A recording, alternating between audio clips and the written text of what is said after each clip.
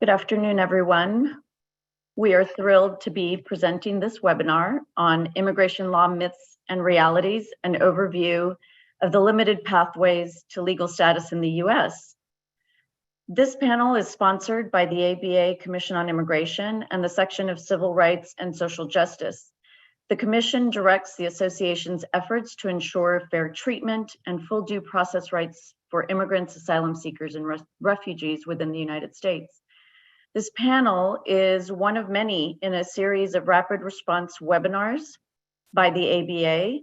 We are actively planning additional programming on a variety of issues, so please do visit americanbar.org/CRSJ, which we will put in the chat, for updates on these programs. During today's program, we encourage you to ask questions of our panelists, but we ask that you do this through the Q&A function. Please do not use the chat function for purposes of asking questions to the panelists.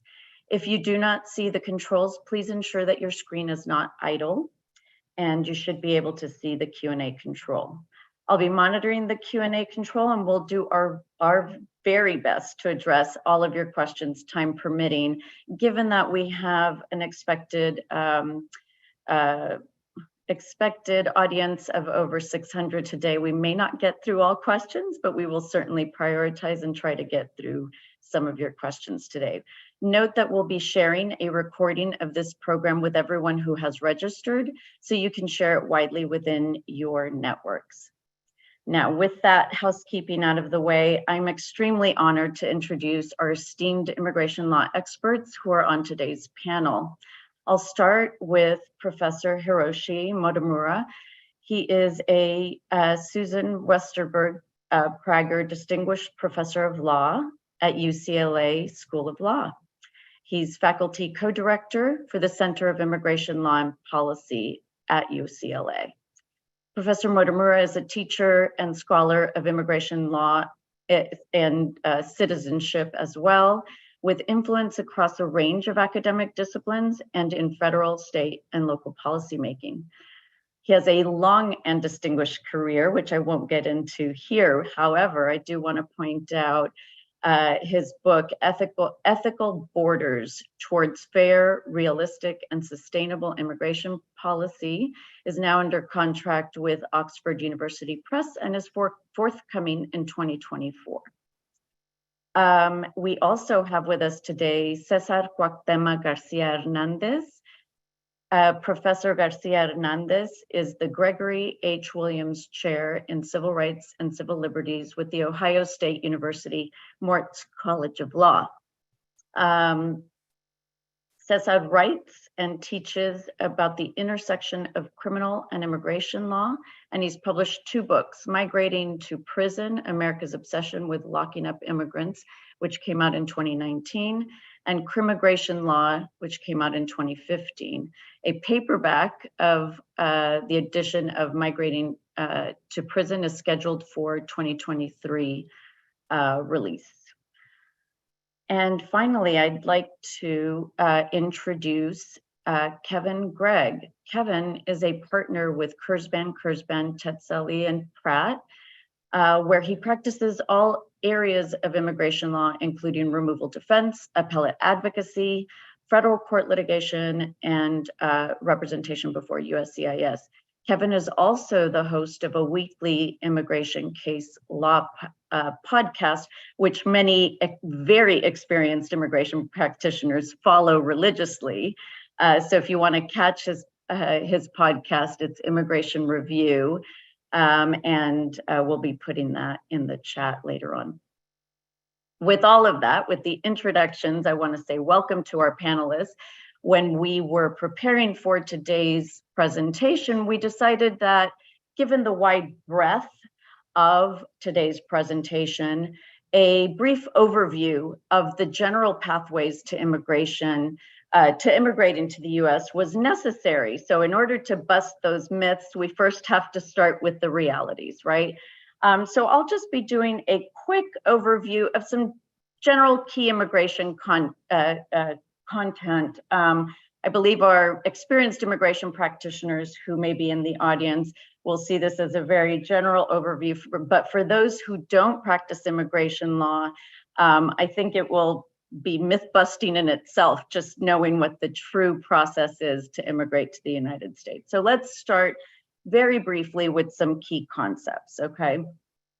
And I'll start with the biggest key concept, which is, citizenship versus non-immigrants and immigrants. So a foreign national is obviously different from a US citizen, and some key distinctions between a citizen and a foreign national is that all non-citizens are subject to US immigration law, including being able to be excluded or removed, whether on a temporary visa or if they have permanent resident status. So what we commonly hear referred to as a green card. So always will be subject to US immigration law if you are a foreign national, non-citizen of the United States. US immigration law treats most non-US citizens the same, mostly, right? Then we can break that down further. Foreign nationals can be immigrants or non-immigrants.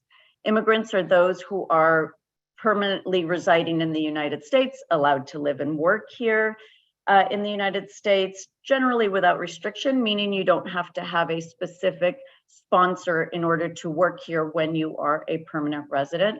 And they can travel in and out of the United States without asking for permission for a visa every time if they are a permanent resident. Whereas non-immigrants, those are persons who are here for a temporary period of time for a temporary purpose. Non-immigrants we can think of may include work visas, for example. So when you hear visa alphabet soup, visas A through WT, those are all non-immigrants, temporary period, temporary purpose. Very general, right? Once you start looking at how those immigrants and non-immigrants come to the US, there's another key concept of visa versus status.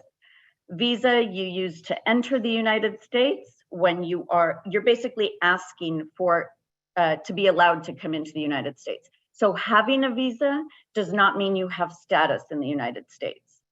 Status is what's granted to you once you are allowed to enter the United States, or when you are here and go from and apply for a particular type of status as a foreign national. The status is what determines how long you are allowed to remain in the United States and for what purpose you are remaining in the United States. You may have status as an immigrant, or you may have status as a non-immigrant, or you may have no status. And one of the key items that we're talking about today is this concept of parole, and the fact that parole is technically not a lawful status in the United States when we think of as someone entering on a visa. Parole is a little bit different than that, and our panelists will get a bit more into that concept later on down the line. The final thing I want to break down in terms of our overview is how someone immigrates into the United States when it's based on employment or when it's based on family-based immigration. There is a two-step process, generally speaking. Sometimes it's a three-step process, but generally speaking, there are two steps. The first step is going to be a petition, and the second step is an application for admission or an application for status, right? When we're immigrating to the United States. And that's whether it is based on employment or family. It's going to start with a petition from the employer or from the US citizen or lawful permanent resident family member on behalf of the foreign national. It starts with that petition. So what does that mean? It means, can you immigrate to the United States based on your own petition? Generally speaking, the answer is no. There are some caveats based on humanitarian law And Kevin is saying some caveats based on money. We can get into that later. But generally speaking, it's going to require that either an employer or a family member who is already a US citizen, already a permanent resident, filing a petition on behalf of the foreign national. If you don't have that, then generally speaking, you're not going to immigrate to the United States as a permanent resident. The second part, so that's the first step, is that petition process.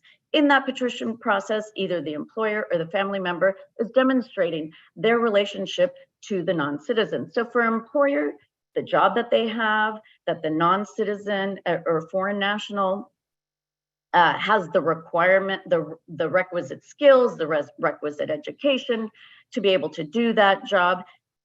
The second part gets a little bit trickier for employment-based. That's where you're demonstrating that the number one, that visas are available in that category, right? And what I mean by that is there is a limit to the number of immigrant visas that are available, whether for employment-based or family-based immigration to the United States. So there's a cap. Our statutes include a limit on the number of both employment-based visas that are granted to someone immigrating to the United States or family-based visas for those who are immigrating through family members. I can tell you in most employment-based and family-based categories, there will be some backlog in some time of the process, right? Either there's a backlog in waiting for, because the visas were all used up, that statutory cap was met, and that person now has to wait until the following year, right? Because the cap was met for the year that they are intending to immigrate to the United States. If it's already met, then they wait for the next year. Or if their visas are available the next government fiscal year, then they may take that second step. In that second step, if visas are available, then we're looking at the non-citizen. Are they admissible to the United States? On the first step, we looked at the relationship to the petitioner. If it's employment-based, able to do the job, qualified for the job. If it's family-based, relationship to the US citizen or lawful permanent resident, and whether that was a valid relationship under the statutes, under immigration law. If we pass that first step, in the second step, we're looking at the non-citizen as an individual. Within our immigration laws, there are many different categories that may keep someone from entering the United States, from being eligible to enter the United States, even if they have passed that first step and their petition has been approved. So even if a US citizen spouse, for example, petitions for his or her US citizens, foreign national US citizen spouse, and that petition is approved, that does not guarantee that their foreign national spouse will be able to enter the United States.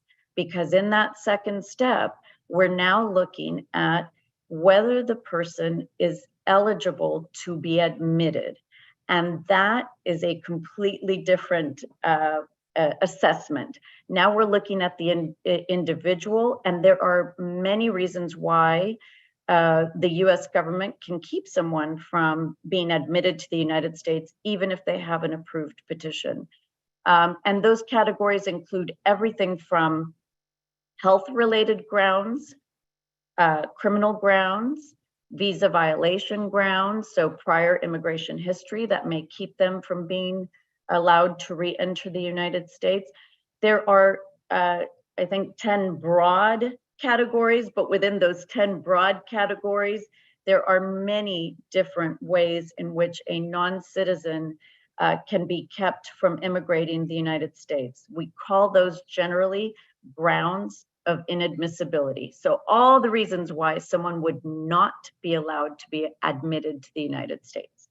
So even as I'm talking, as you can tell, it already sounds a little bit complicated.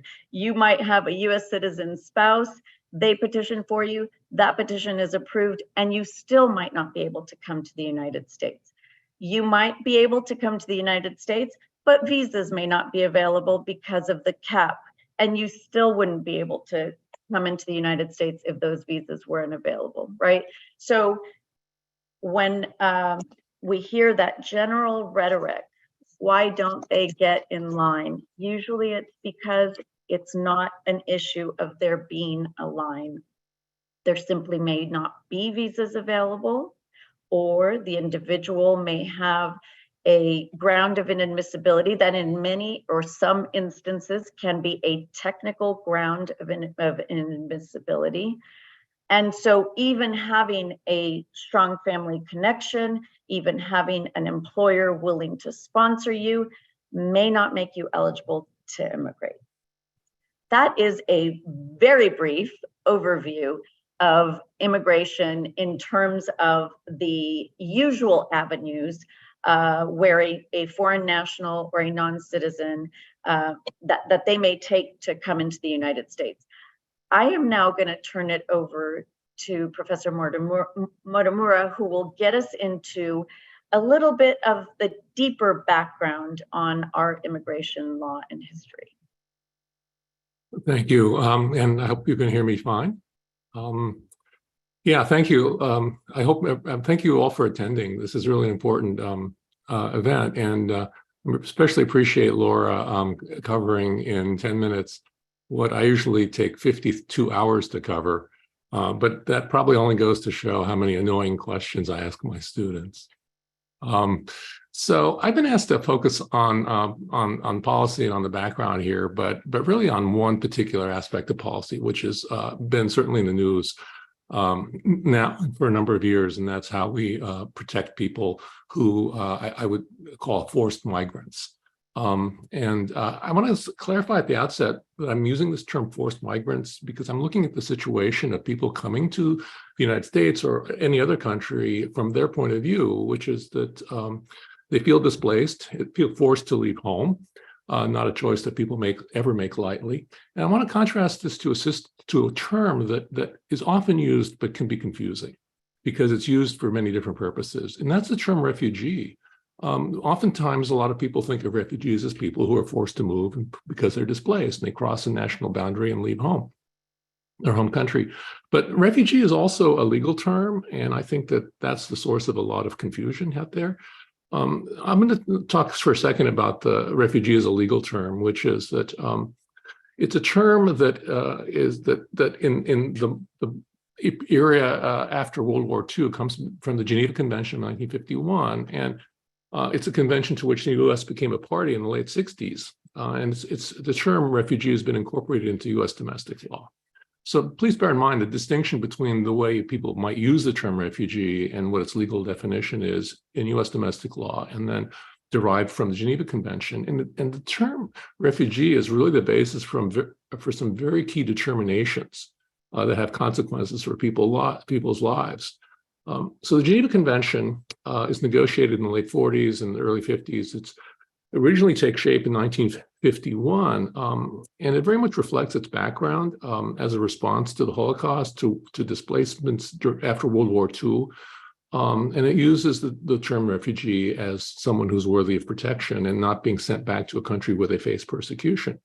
But it was conceived as a restrictive exception to national borders. It wasn't to open borders. It was saying in exceptional cases, we're going to create an exception to sovereignty and to borders, and we're going to define it in this following way. And so you have this definition of refugee, and it's a very consequential definition. It's requires it's based on persecution or a well-founded fear of persecution. On account of, so there's a causation issue here, race, religion, nationality, political opinion, or membership in a particular social group.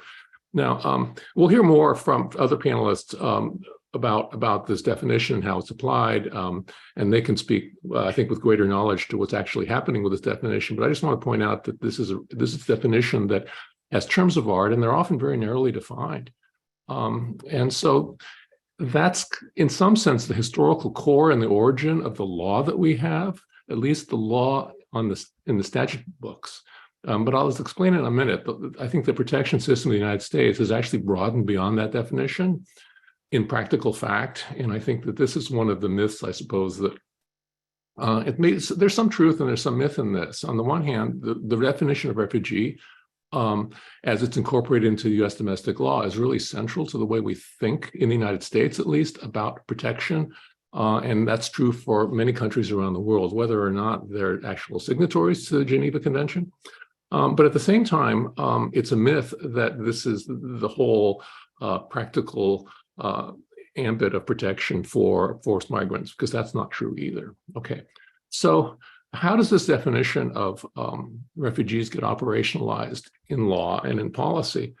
In the United States, there are basically two major ways that the definition of refugee gets put into practice.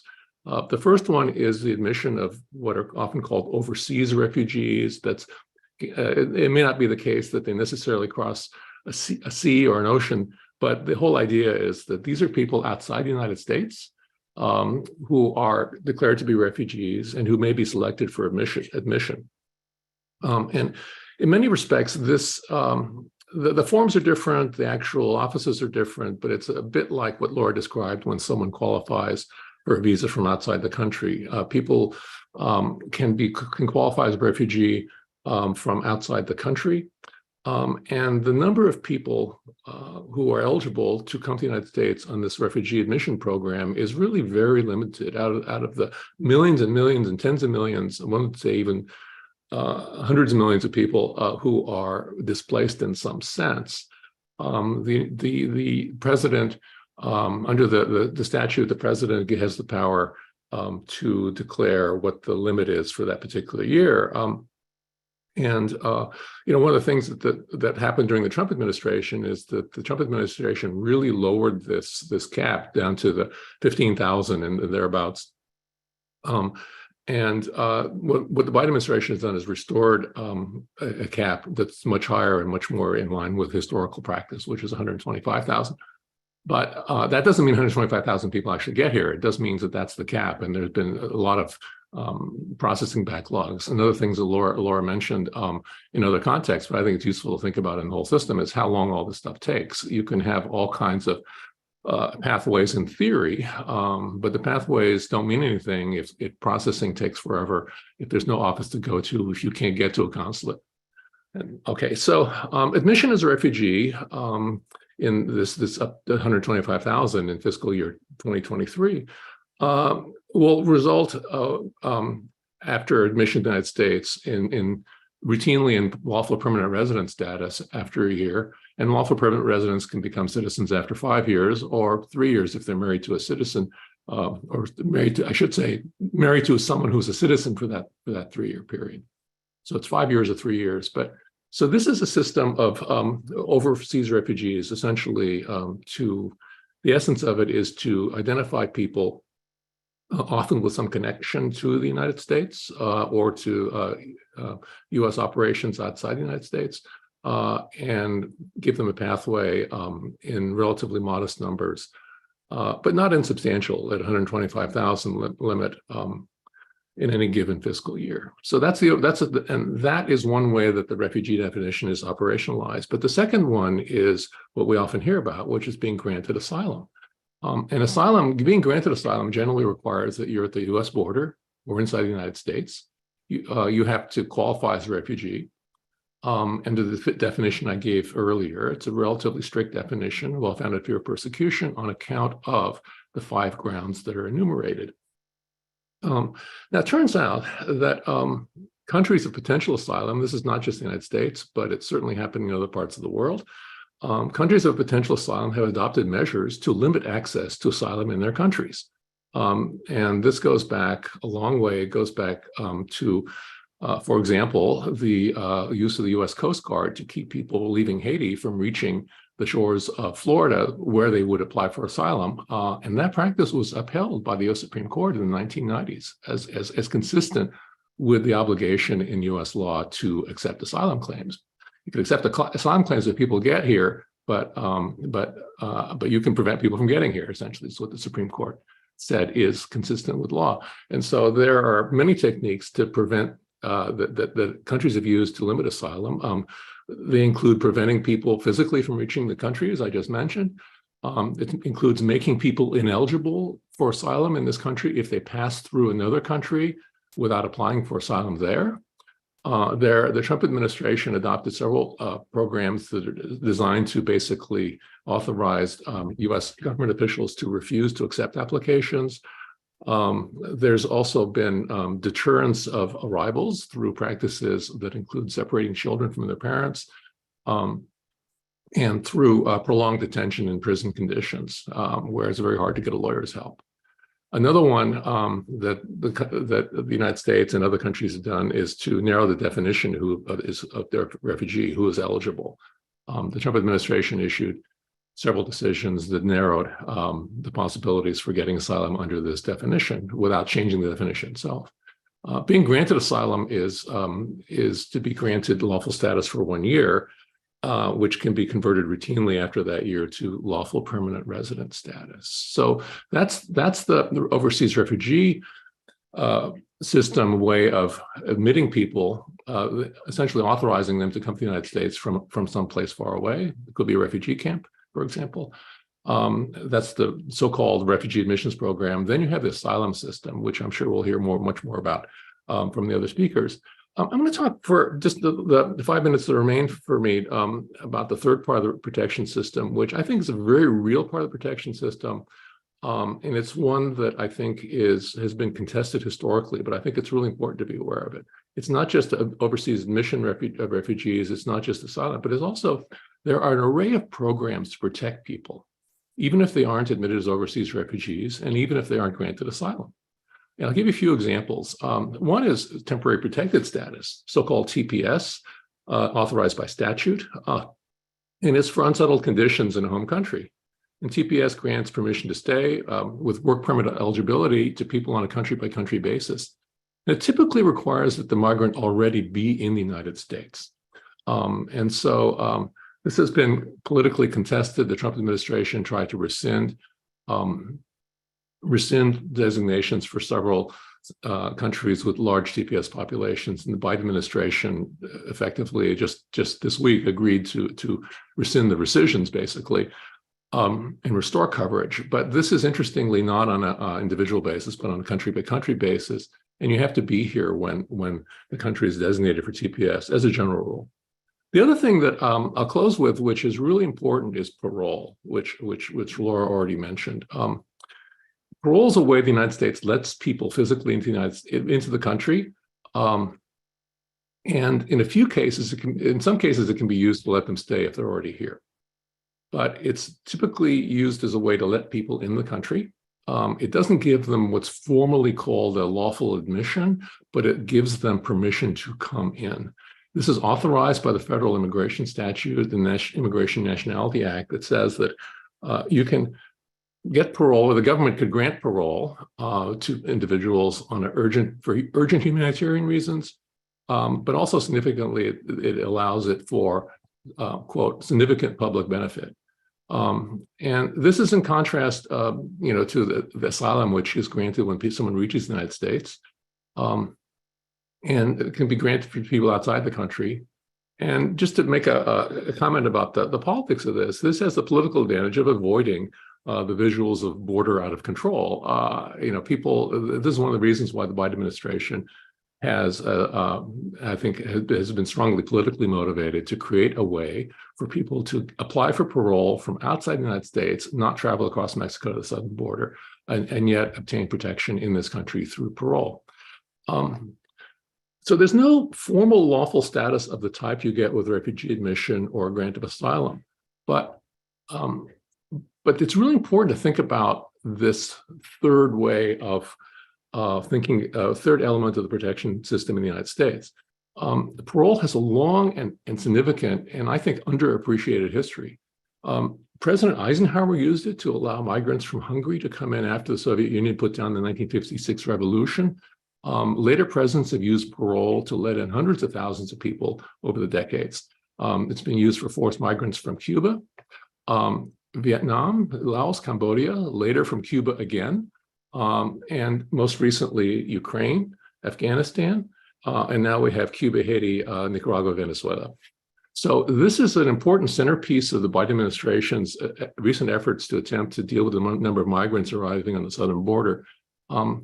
If you want to frame this in terms of myths and truths or myths and realities, I think a myth is that parole is somehow off to the side and not part of the protection system, and it represents a loophole. It's actually a way that historically has been used for 80 years or 70 years is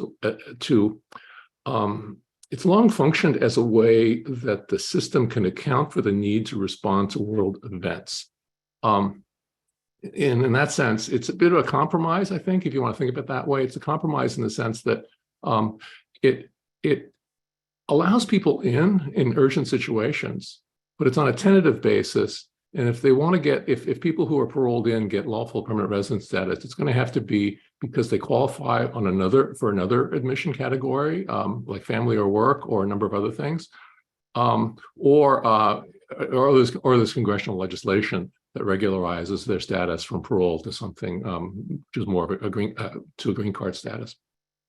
That said, I'll just say something that may transition to some of the other speakers here is that there's also controversy about on both sides about Biden's parole program. I think that it's been attacked as something that's outside what's authorized. I think that criticism of parole is totally inconsistent with the way that parole's been used for the last several generations. But there's also controversy on the other side, which is that the terms of Biden's parole program is narrow in some significant respects. You need a financial sponsor in the US, you need a valid passport. It's restricted to 4 countries, which obviously is a significant restriction, and it's limited in number to 30,000 per month, although I'm not sure what exactly the real numbers are. That's just a limit. And so the parole program, the parole programs, and this way of finding something that is outside the overseas refugee program and outside the asylum process is very much part of the modern history of immigration law, and I think it needs to be recognized, and especially at a time when we've had congressional inaction or inability to do anything with migration for a very long time. So let me close with that, and turn it back over to Laura. Thank you so much for covering such an extensive topic and timeline, right? Bringing us up to date. And your closing led to this question. Unless Congress passes an adjustment act, aren't parolees who can't make a case for asylum left without any security whatsoever? Is that for me? Okay. Yeah, that's for you. Well, I mean, I think that's the insecure part of the part of the compromise that leads to insecurity, because you could extend it, but this is like we've had people in temporary protected status for an entire generation, really, or really 30 years, and so there's some of the pattern historically has been that people come in on a temporary status, and I'm using temporary in the sense of less than becoming a permanent resident, and over time that can legislatively convert. That has happened in the past, but it also can happen that it goes on for some time. And this is happening around the world too, I should say. I mean, is that the same pattern has happened where people arrive and then they're temporary fixes, and then they continue, and there's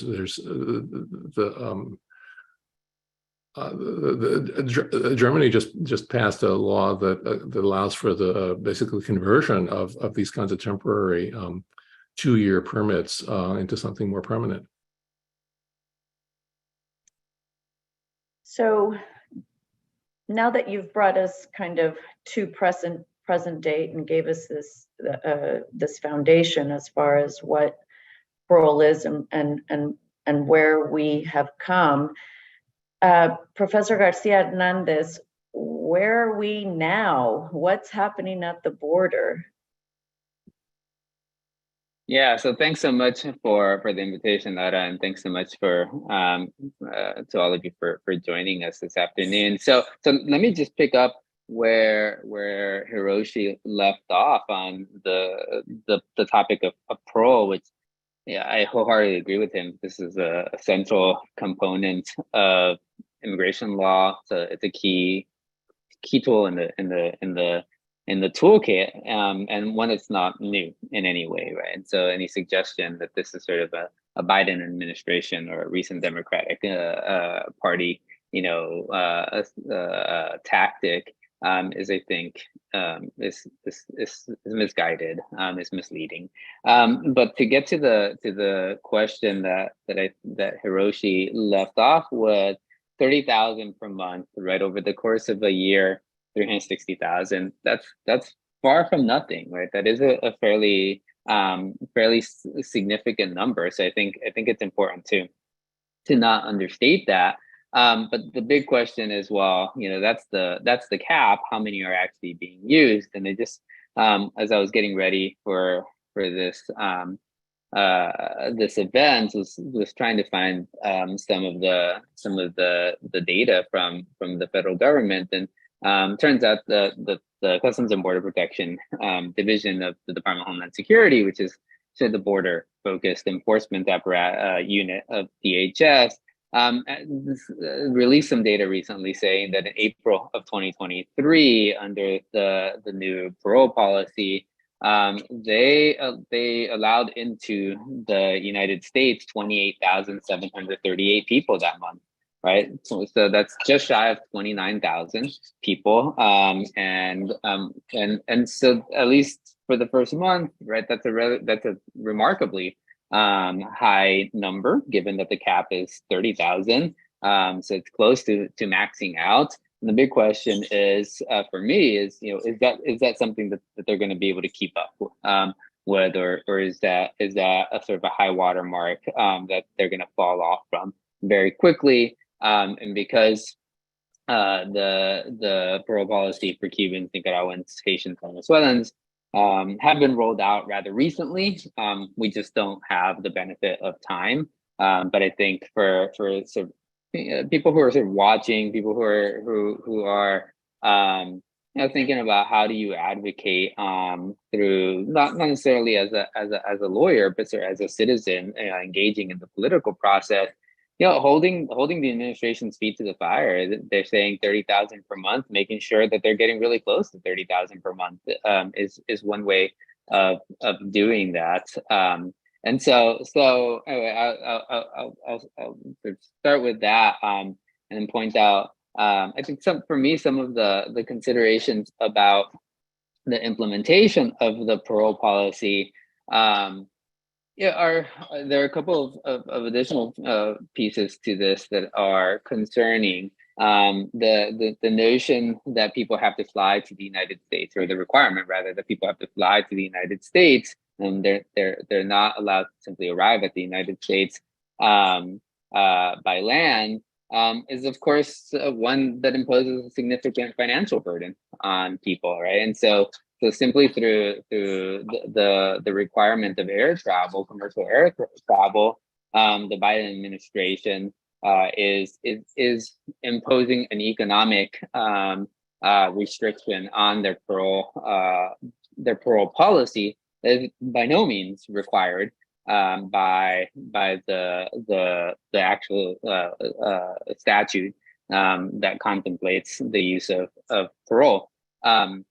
And so I think that's something that is derived very much from the political problem that Hiroshi referenced, right? This concern about people showing up at the U.S.-Mexican border, and I think one that just plays into some of the racist discourse that surrounds immigration policy, like the idea that you have all these people from Central America, from South America, from the Caribbean, many of whom are dark-skinned individuals, right? They've just been trekking, sometimes for weeks, sometimes for months, Yeah, and a lot of right-wing news really depicts them as being a menace, in part because of the way that they physically appear. And I think the Biden administration is sort of playing into that with this component. Although, you know, I certainly do cheer on the administration for having, you know, announced the policy and being willing to you know, implement it in such a way, or being able to implement it in such a way that it has, you know, is meeting more or less the maximum number.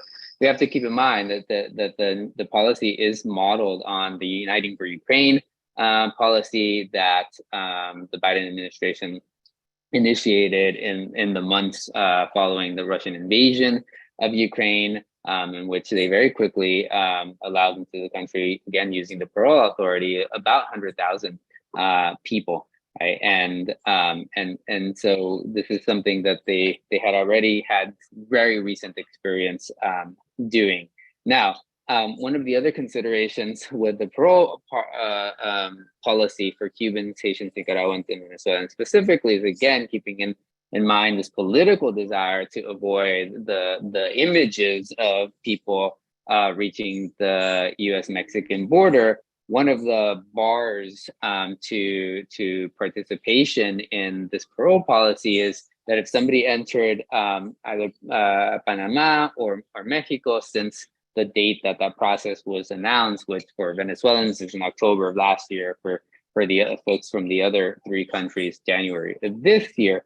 Again, there the goal is to stop people from heading even approaching the United States, but to extend the choke point further south. For some, in one instance, it's going to be the Guatemala-Mexico border. Other instances, it's going to be Panama. And the U.S., the government, the Biden administration is keen to work with countries, governments in Central America and governments in Mexico. And Mexico in particular has been very willing to work with the U.S. government to enforce some of these requirements. One of the things that's created, of course, is that this isn't a way of limiting the need or the desire of people to flee their countries, but it is adding additional enforcement points, focus points. And so that's creating in instances in countries from Mexico on through on south, in which there are conglomerations of people, sometimes outside of refugee shelters, sometimes along borders. And in those, almost all of those instances, they tend to be living in situations that are not particularly safe, not particularly stable, and in which the political backlash that develops in those areas, it's sort of fueling those the possibility of backlash, local backlash in those countries. And so I think it's sort of a tenuous political tactic, but certainly one that is being broadened as we speak. The other thing I want to address, you know, in the few moments I have with y'all today, and it hasn't been brought up yet, is DACA, the Deferred Action for Childhood Arrivals initiative, which is now actually today is June 15 is the anniversary of when President Obama announced it, June 15, 2012. So 11 years ago today, President Obama announced this initiative, and despite having been around for more than a decade, it's still very much in limbo. Its future is very much in question. The oldest DACA recipients are probably in their 40s now, and yet we don't yet know what the future holds for this entire generation of people. Since 2012, somewhere above 800,000 people have had DACA. At the end of last year, you know, so that the DACA benefit is issued on a rolling 2-year basis, and so for some people it expires in they don't renew it, and in other instances, they, for whatever reason, they're no longer maybe eligible. And so the administrations or the various administrations that have come since President Obama has been in office, have contended with how to deal with DACA and whether it would be extended. And back in 2020, the Supreme Court turned back an effort by the Trump administration to end DACA. But then litigation after that really focused on the front end, focusing on the way that it was announced. Back in 2012, when the Obama administration initially implemented DACA, it was through a memo, through a simple memorandum. And so Texas and other states argued that DHS violated federal law by relying on that memo. Specifically, they were claiming that DHS violated the Administrative Procedure Act, which has a requirement that rules that are announced by a federal government agency go through a process of notice and comment, in which the public is invited to comment on proposed rules, and then those are supposed to be considered by the agency before finalizing that. The Fifth Circuit eventually agreed with the federal district court in the Southern District of Texas, that the Obama administration had exceeded its authority in announcing DACA through a memorandum. And so the Biden administration actually tried to remedy that. And in August of last year, of 2022, they issued a rule, which was their effort, effort to comply with the APA's notice and comment rulemaking requirements, and that the Fifth Circuit did have the opportunity when the last round of DACA litigation was before the Fifth Circuit. The Fifth Circuit said, "Look, we should not be weighing in on this. It has not gone through the district court, and so it's that question about the legality of DACA's existence through the notice and comment rulemaking process that's currently pending." And the last round of arguments was held last week. I think it was Thursday. It was sometime last week in federal district court in Houston, before the same judge that had previously held DACA to be in violation of the APA. And so I don't have a crystal ball, so I don't know ultimately what Judge Hanen will conclude. He has a pretty solid track record of finding immigration policies related to DACA to be illegal for one reason or another. So my expectation is that he will do so again, but the specific basis I obviously don't know, and won't know until he issues his order. That could be any day. So right now, there are DACA recipients who are able to renew their DACA, but as people come of age and would otherwise be able to meet their eligibility requirements for DACA, they're not able to take advantage of this program, and I think that's that means. Ultimately, those individuals are continuing to make their lives in the United States without any kind of security and also without employment authorization. And of course, for those folks who do have DACA, we don't know what will happen to their employment authorization if and when DACA is finally is held to be illegal. And obviously, I don't know whether that is what will actually happen. But on this, the final point I want to make before I turn things back over to Lara is sort of about alternatives, right? And Hiroshi mentioned possibilities from examples from other countries, specifically Germany.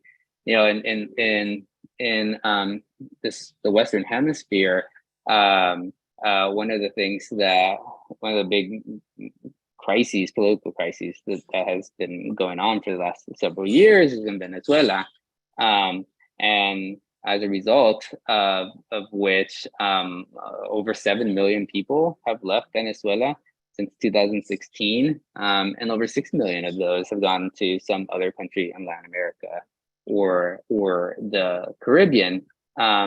Alone, Colombia has almost 3 million Venezuelans, and so a rather significant percentage. And Colombia has turned to trying to develop legal strategies for Venezuelans to make a life in Colombia. And the latest initiative is one in which citizens of Venezuela are offered 10 years of legal status in Colombia, with the possibility of transitioning into the regular permanent residency framework after 5 years on these temporary legal status initiatives. And as a result, the vast majority of Venezuelans who are in Colombia are there with lawful immigration status, and those of working age are working, and those who are school age are in school. And that should be, I think, the goal, but also it is an example that when that these are ultimately questions of politics, not law. So the law can be bent can be redrafted, I guess is a less loaded term, but to accommodate whatever the political goal is. So I'll turn it back there, and look forward to conversation.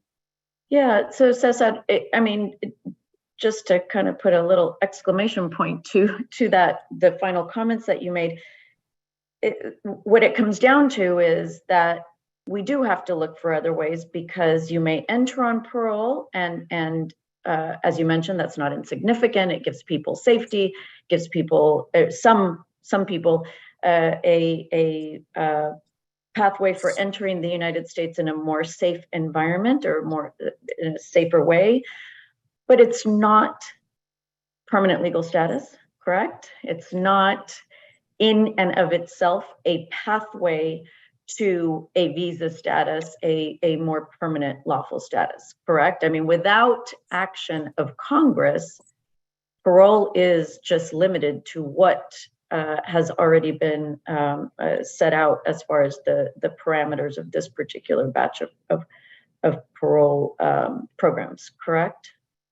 Yeah, that's certainly right. In and of itself, parole is just permission to continue to reside here. It does make people eligible for employment authorization, right? So it does also mean, people can go to school, people can work in the United States, and so and that's not nothing, right? I think that we do have to recognize that those are rather meaningful facets of life.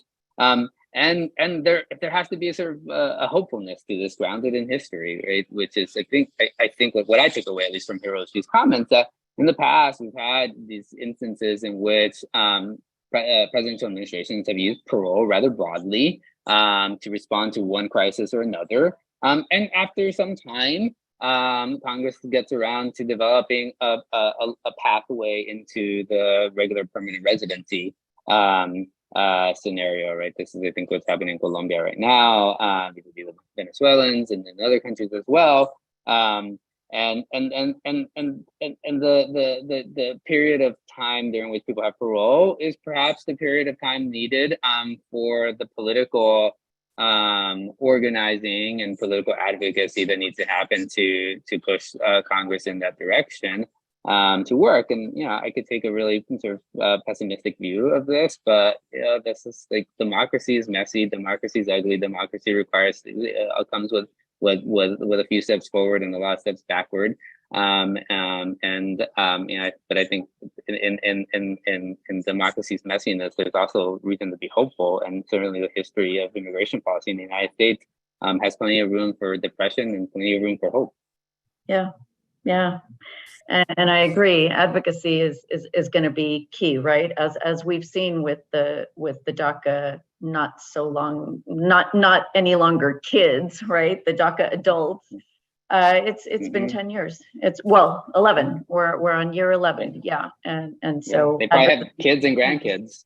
Yeah, exactly. Oh, they definitely have. Yeah, more ties to the U.S., but without resolution. But the advocacy continues. And now we switch over to a type of advocacy. Let's talk a little bit about federal litigation, where that's gotten us in terms of looking for avenues for more permanent avenues for immigrants and refugees, asylees in particular. I'll turn it over to Kevin.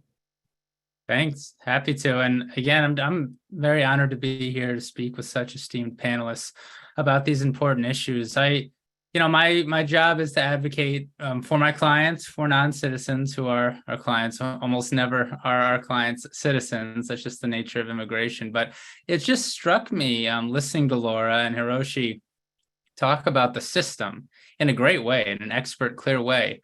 I was even having difficulty following, not because of how you were describing it, but because of the system. It is absurd. It is that we all know this, but non-citizens in immigration court that are trying to get deported, and certainly who are affirmatively applying for asylum or benefits, do not get an attorney for free. You're in court like a death penalty case, which has been equated to by the circuits is what immigration court is. And you have the right to an attorney, but one is not appointed for you except in some limited circumstances. Now, can you imagine going through this process, not having English being your first language, fleeing death or harm in your country, or quite frankly, maybe just not fleeing death?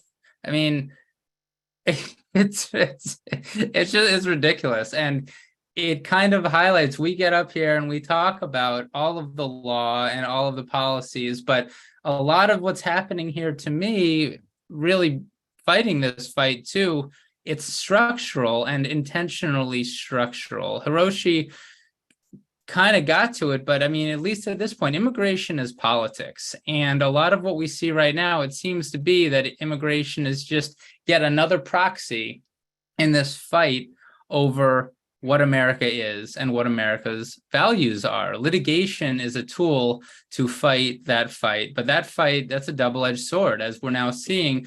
States with Republican attorneys general are using the same tools that the non-citizen bar was using during the Trump administration. But there are two very different sides. Before I get to some of the litigation updates, I just want to kind of create the current system. It certainly seemed like the officials focused on immigration under the Trump administration were laser focused on their goals and in making the change that they wanted to see. And coming from areas where this was a primary concern of the Trump administration. Donald Trump, it was one of the first things he said when he decided to run for president. And it doesn't seem like either the Biden or the Obama administrations were as laser focused on immigration. And just some tangible examples structurally on what happened, the difference. An immigration court, to change the law, the Attorney General of the United States can issue a precedential decision, a decision that's binding on the entire nation. The Trump attorneys general issued about 15 in 4 years, including both acting attorneys general. Acting Attorney General Whitaker and Rosen issued precedential decisions.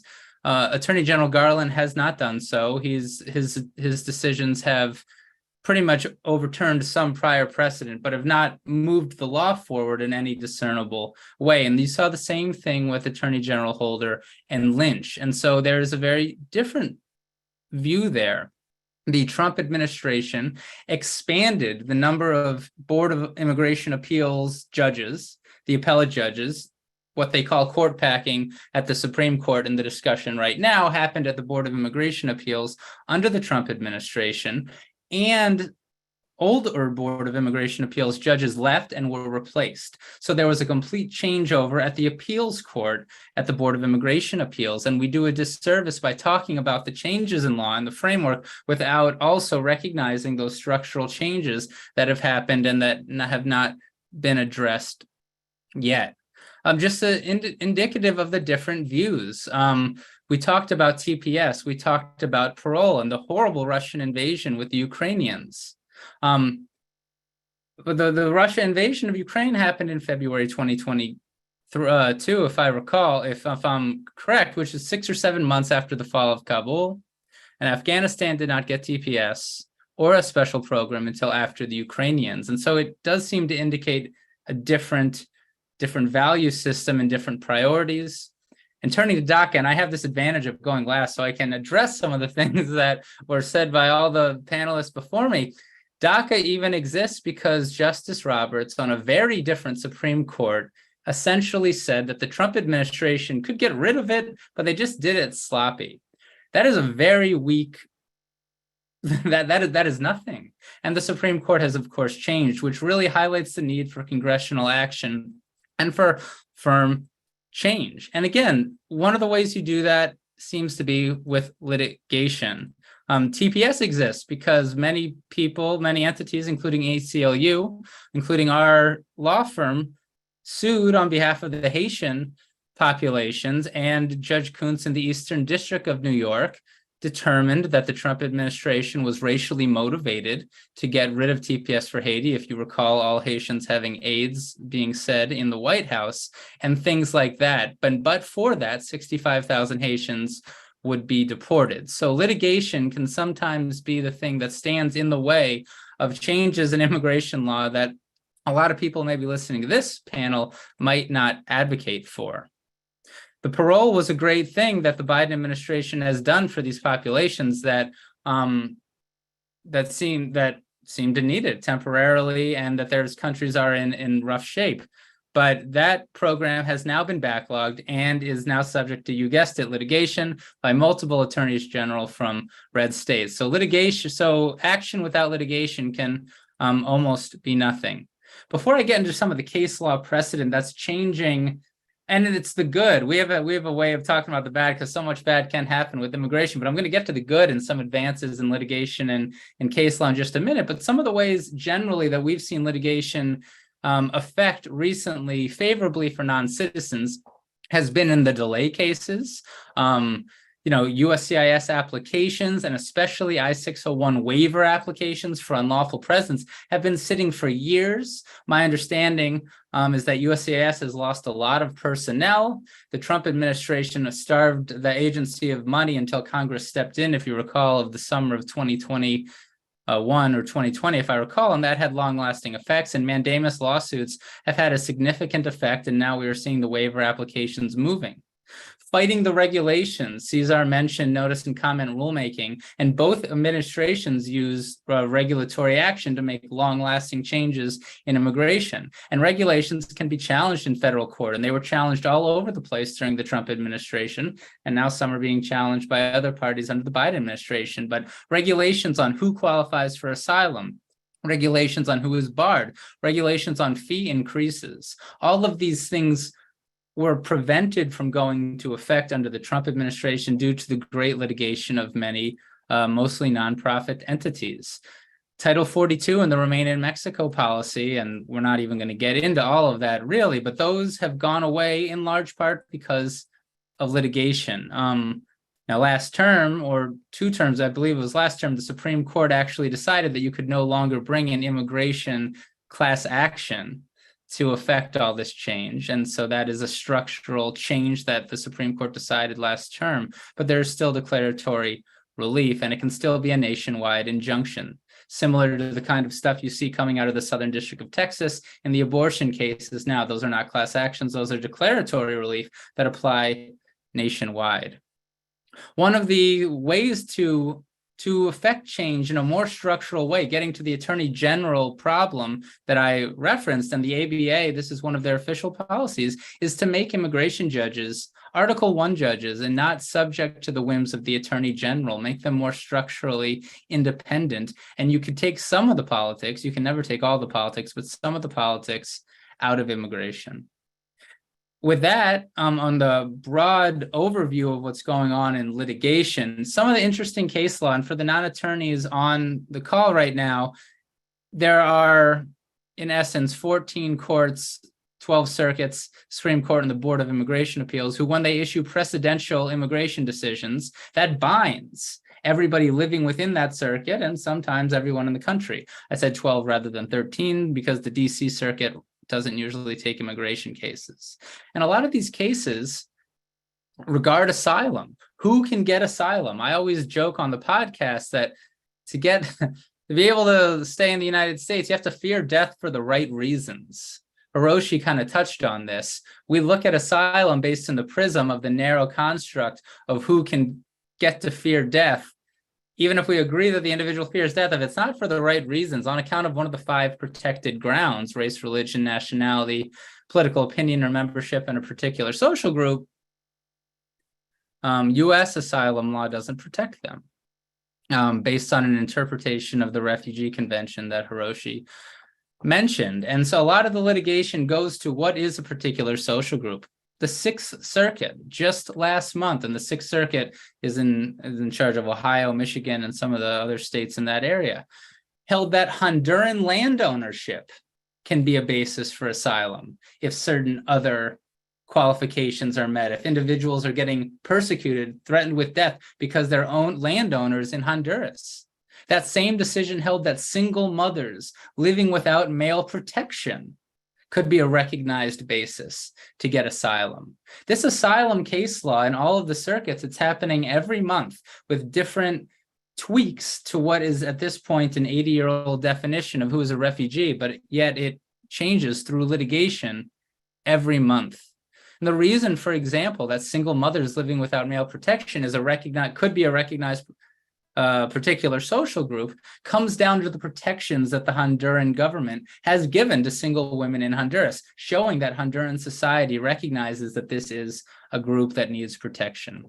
This is kind of how the way that asylum litigation plays itself out when there's the actual text of the statute, and then lawyers take that and run with it based on what lawyers do. That's one decision. That's Tercios Flores v. Garland, published in May 5th. Shifting a bit from asylum, and this ABA panel here is really all about how do you get and stay in America. Ruiz v. U.S. Attorney General out of the 11th Circuit on May 18th. This case is about the misnomer called the Violence Against Women Act, because men, of course, qualify under that act as well.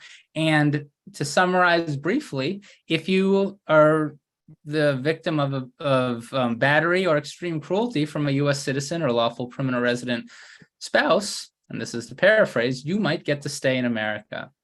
You have a very favorable path. The idea being is that we don't want to force non-citizens to stay in violent and persecutory relationships. And we all know what battery means, and it usually means physical violence, but there's also extreme cruelty in that definition. What is extreme cruelty? The courts have rarely defined it. Well, here's the 11th Circuit saying what is extreme cruelty. Miss Ruiz tragically got breast cancer, but the circuit decision says that she is now cancer-free, so that's great for Miss Ruiz. But her husband, divorced her, kicked her out of the house, said she wasn't a woman anymore because of it. Seems like extreme cruelty, and seems like a basis for Miss Ruiz to be able to stay in America. And that is what the 11th Circuit said, that extreme cruelty can be acts or omissions that destroy peace of mind in the marital relationship. That's a paraphrasing of the quote. This is expanding the way that we can get people to stay in America, in this case, under the Violence Against Women Act, which doesn't care if you came here lawfully or not, if you have suffered extreme cruelty or battery in the United States. Ruiz v. U.S. Attorney General out of the 11th Circuit. I could keep going, and at this point, with 3 years in the podcast, I've probably looked at like 1,200 decisions. But the asylum decisions, they do keep going. A couple of months ago, the 9th Circuit recognized that mistakenly believed to be lesbians in Guatemala could qualify you for persecution. That is, if you, in that case, Miss Cristobal Antonia wore men's clothing, didn't have children, worked jobs, and was viewed in her community apparently as if she was a lesbian and threatened with death because of it. And she was not a lesbian. Who cares? But she wasn't. And so how could she be part of that group? The Ninth Circuit said it doesn't matter if she's actually part of the group. If she is at risk of harm because they think she's part of the group, that can qualify for asylum. So this is how asylum law keeps expanding in ways that meet the statutory definition under the unique facts of all these cases that come before us. And I don't want to go too long, and I want to leave room for some questions, but outside of asylum, outside of the Violence Against Women Act situation, there's a very interesting set of decisions happening from mostly the Fifth Circuit Court of Appeals, which governs Texas, Louisiana, Mississippi. I think that's it. In regards to deportation removal orders issued against people when they didn't show up to their hearing. It's called an in absentia removal order. Many of the attorney listeners will probably know what I'm talking about, but the Supreme Court over the last 5 years has issued 2 decisions changing the game about what happens in cases where a removal hearing before an immigration judge is begun with a charging document that doesn't have all the information that a charging document is supposed to have, like the date and time of the first hearing. Between 1997 and today, there have probably been tens of thousands of individuals, and actually I don't know, maybe just thousands, a lot of individuals, because most individuals show up to their immigration court hearing. But over the last 25, 30 years, thousands, if not tens of thousands of the millions have not shown up to their hearing and have been ordered deported in absentia. And the precedent out of the Fifth Circuit that's been developing in other courts it does provide ways to reopen those old removal orders if the notice to appear was deficient.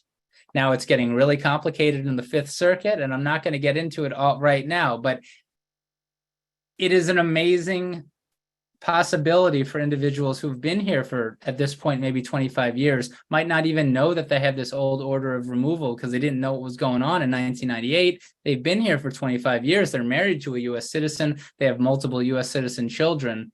They want to get a green card, but they can't because of this old removal order. There is now a path, a potential path for these people because of case law in the Supreme Court and the not always non-citizen friendly Fifth Circuit Court of Appeals. This is the non-citizen good. I try to focus on it because, that's what I do. And with parole as well, before I turn it over back to Laura, there's also interesting things going on in parole because, yes, parole is temporary, as everyone has said. But parole is also a precursor, a necessary precursor, as we all know, to adjusting to lawful permanent resident status if, for example, you later marry a U.S. citizen. If you marry a U.S. citizen and you haven't been paroled into the U.S., you don't have a path to adjusting to LPR status in the United States, but for limited circumstances. But all of these people currently being paroled into the U.S., if they legally stick around long enough and they do find love in America, they have a path to adjusting to LPR status that so many thousands and millions even, thousands, don't. Not even the TPS recipients, not even some of the DACA ones, except for a very complicated thing that some of the DACA recipients do.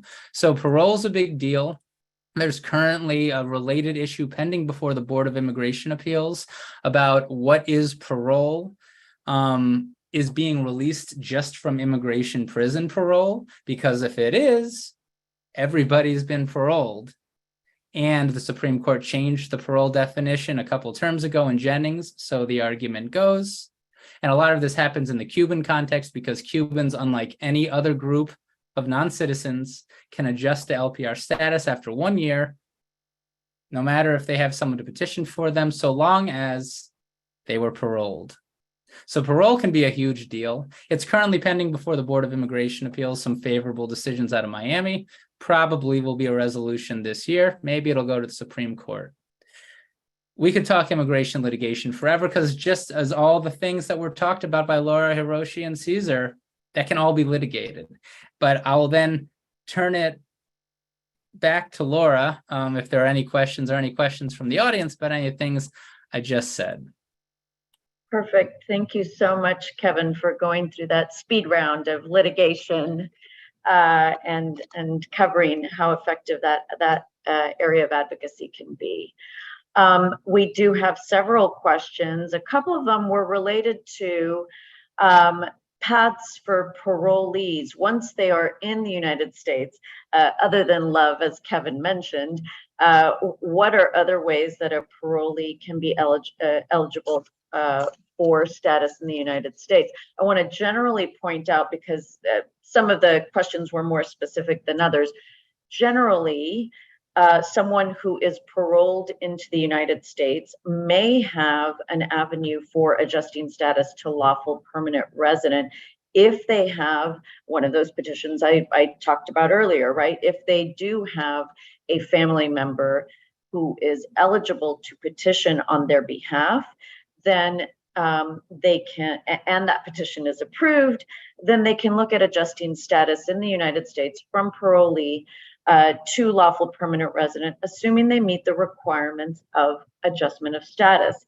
Those are found under the Immigration Nationality Act, Section 245, but you also have to look at those grounds of inadmissibility I mentioned earlier. They have to be admissible to adjust status to lawful permanent residence, and so you'd have to look at Section 212 of the Immigration Nationality Act to determine whether that individual parolee would be eligible to adjust. So generally, the answer is yes, there may be other avenues.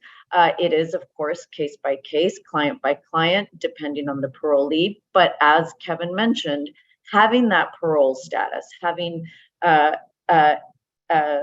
parole status allows them to be able to adjust, because of course under 245 they must either have been admitted or paroled in order to seek that lawful permanent resident status adjustment based on a petition by a family member or an employer. So I wanted to take care of that one just because I know it was asked in a couple of different ways. I'll go back and one question that came in is, what is the difference in the status of a non-US citizen who enters the US through an official port of entry and those who may come in by crossing the border through other means, so unlawfully entering the United States without a visa or parole? What's the difference in terms of how they're treated once they're in the United States and on their potential for a pathway to lawful status? And I see Cesar shaking his head, so I'm going to turn it to Cesar first, and anyone else can jump in. Yeah, well, without either admission or parole, then adjusting is off the table. Status under 245 is off the table. But the reason that I was sort of nodding or shaking my head or something, I don't know, whatever I didn't actually think about my physical reaction. It was it was instinctual. Is because this is actually a contentious issue right now in light of what I would describe as a reinterpretation of U.S. asylum law that the Biden administration announced in May of 2023, this year. Alongside with ending Title 42, they announced this reinterpretation of asylum that essentially means that lots of people who physically reach the United States are going to be deemed presumptively ineligible for asylum. Now, the statute that Congress enacted back in 1980 says that if you have, fear of persecution, the five bases that we've already heard about, but the other important requirement is physical presence in the United States, and it's very clear. The statute is very clear that it does not matter what the person's immigration status is or how they reached the United States. Now, historically, that's been interpreted to mean if you get here, with a tourist visa, a B1 or B2 visa, non-immigrant visa, if you get here by swimming across the Rio Grande, by walking across the desert, whatever the means is that you use, what matters is, are you physically present? That's for applying for asylum. And then obviously whatever happens later with regard to whether you're granted it or not. The Biden administration's new take is that people need to use a digital application called on their phones called CBP1 in order to make an appointment.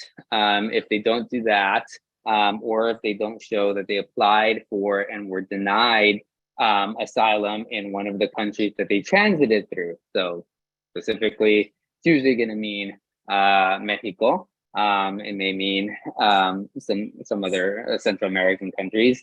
Then they're going to be, if they reach the United States, whatever the means is, then they're going to be deemed ineligible. And so as a result, right now, and that's currently that's a very new rule. It's like a month old now.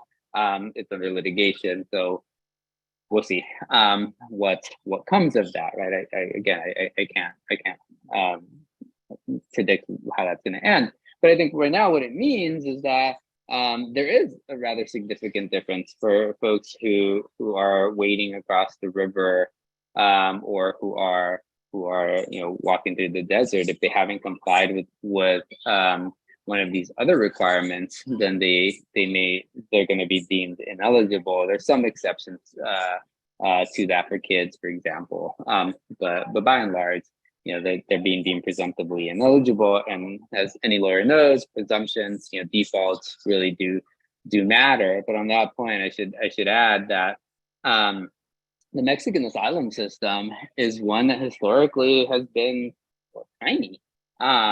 As recently as 2014, so less than a decade ago, the Mexican Refugee Commission, their agency that deals with asylum applications, received all of 2,137 applications in an entire year.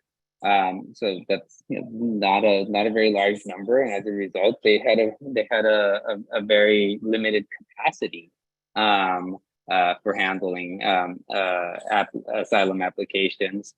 This year, by contrast, through May of 2023, so what is that, in the first 5 months, they'd received 63,462, right? An enormous increase. I didn't actually do the math, but an enormous increase from the 2,137 of 9 years ago. Most of the applications that they're getting now are from this year, I should say, are from Haitians with over 25,000 applications, followed by citizens of Honduras with almost 15,000.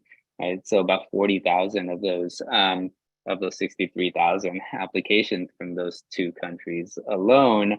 And yeah, the processing times are slow. They're still increasing capacity. One notable sort of additional component of the Mexican asylum system is with regard to Venezuelans.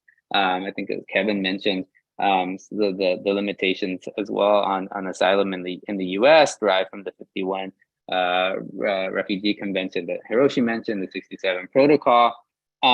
In several countries in Latin America, many countries in Latin America, including Mexico, in addition to those two sort of global agreements on refugee, the definition of refugee and processing of refugee applications, they also subscribe to what's called the Cartagena Declaration on Refugees from 1984, which actually broadens the definition.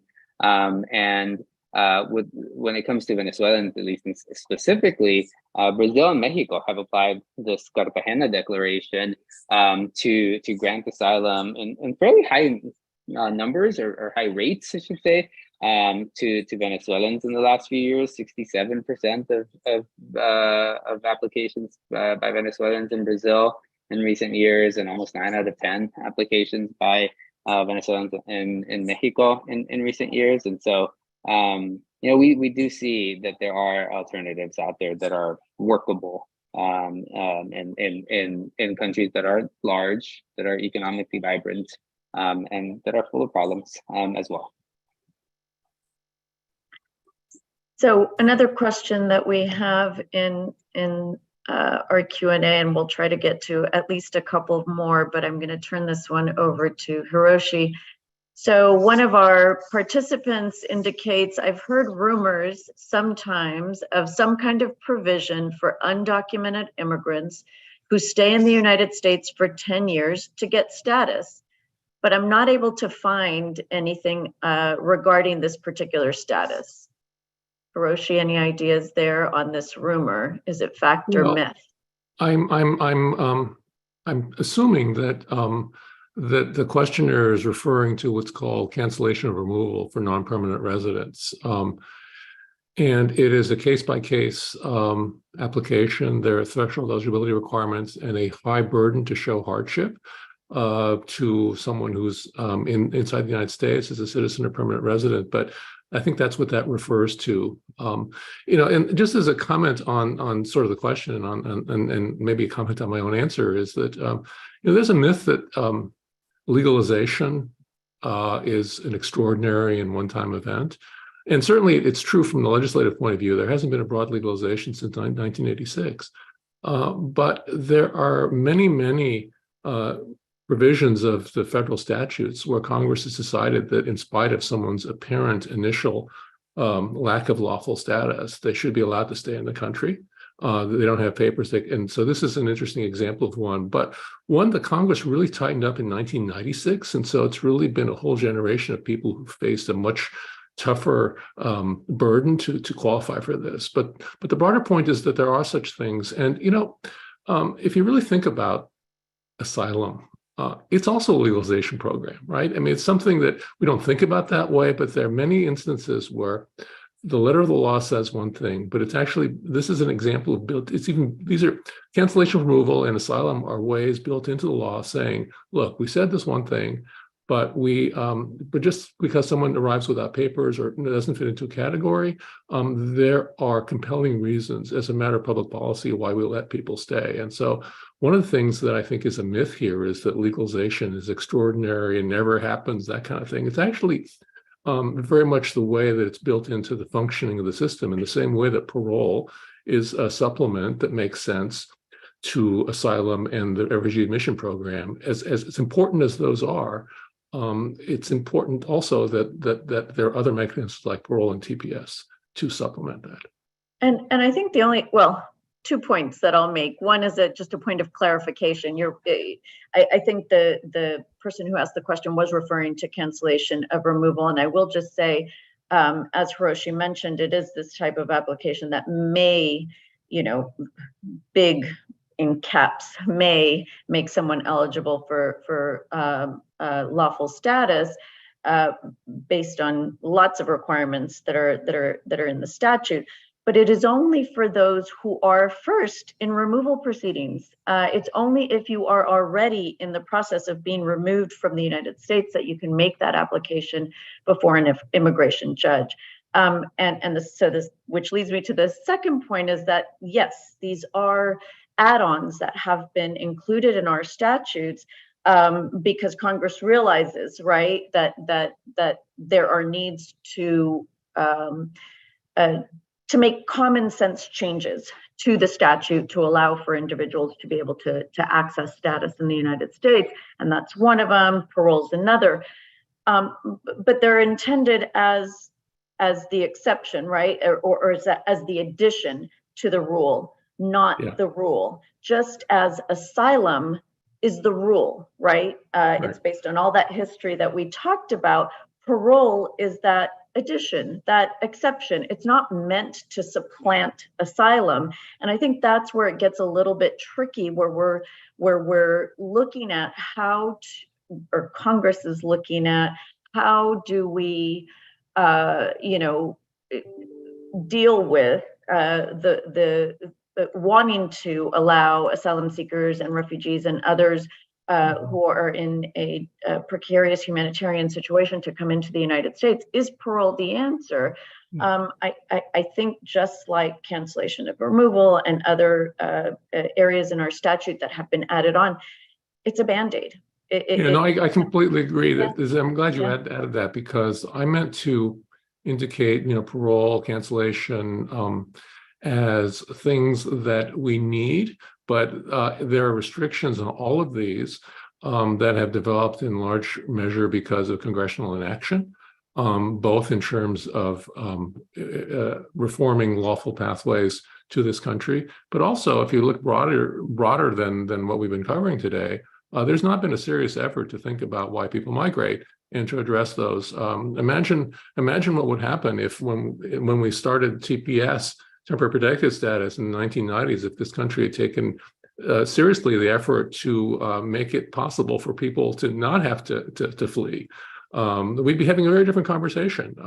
But too often Congress has said, "Oh, we'll call temporary protected status and we'll not deal with this for 30 years." And then that comes back around in a way, and the people are shocked that there's no solution. Well, I think if this country or any country had been attentive to the reasons why people migrate 30 years ago, we'd be having a very different conversation today, not just on this webinar, but in the political and public arena. Agree.